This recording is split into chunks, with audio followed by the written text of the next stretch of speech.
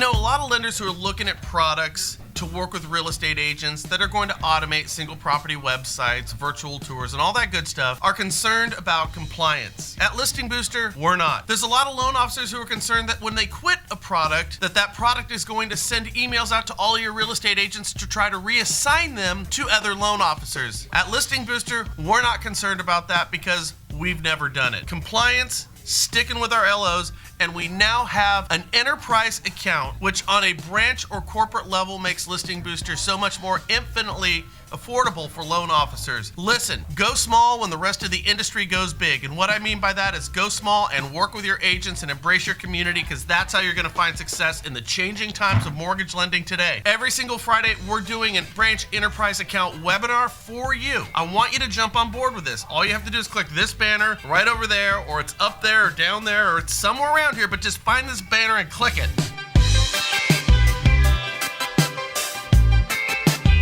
So, I don't know if you saw this last Friday, but I just thought this was fantastic. Remember, Zillow just came out with their Q2 earnings report, right? Well, Steve Eisman did an interview on CNBC. Now, Steve Eisman, if you don't know who he is, he was the fellow that was portrayed by Steve Carell in the movie The Big Short. Well, that Steve Eisman, he's shorting another stock right now that you might find very interesting. I'm sure I do. So check this out and listen closely to what he has to say. I would say Zillow has one of the most flawed business models I've seen in a very, very long time.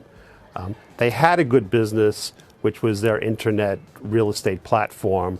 The growth in that has slowed dramatically, so that now the growth is zero. And in that business, they're having real problems. They like to say that they're experimenting with new pricing, but really what they're doing is they're trying to change the pricing of their entire business. That's a problem.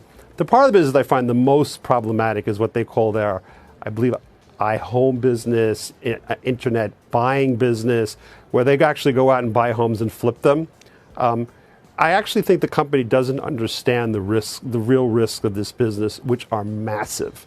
And one of the ways you can see that is last night on the conference call, the first words out of the CEO's mouth when he talked about this business was how big the TAM was, the totally addressable market. Mm-hmm. And of course, the real estate market in the United States is very, very large, but it's a misapplication of the word TAM to apply it to the real estate market, because there really is no TAM in the way people think about it in terms of the internet. There are thousands of mini markets all over the United States. They're all local. They're all extremely different. They all have incredibly different risks. For example, did you know that in Dallas, there's a problem that many, many homes have cracked foundations?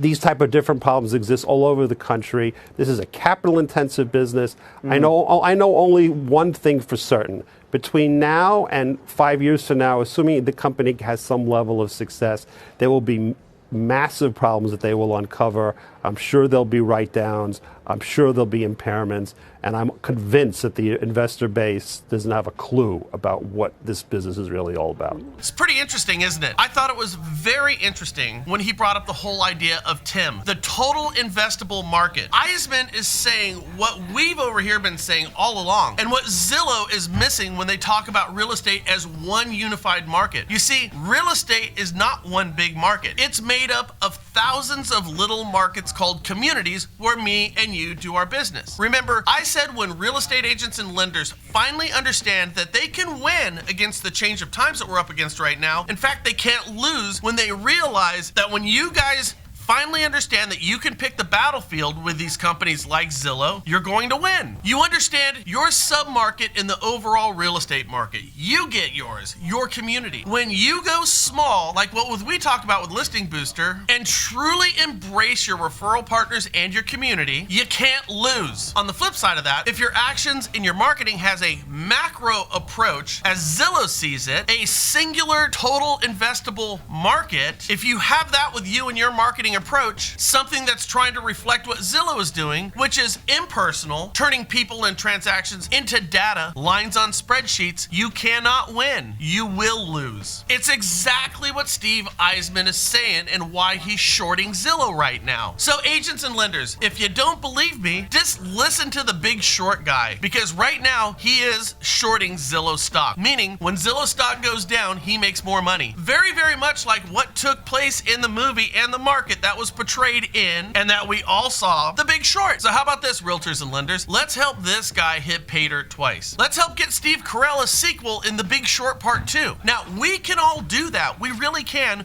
when we get smart and we get small with our marketing, because a total investable market as real estate being one is wrong. When you go small, your market gets big. Understand that. Hope this helps and have a great Monday.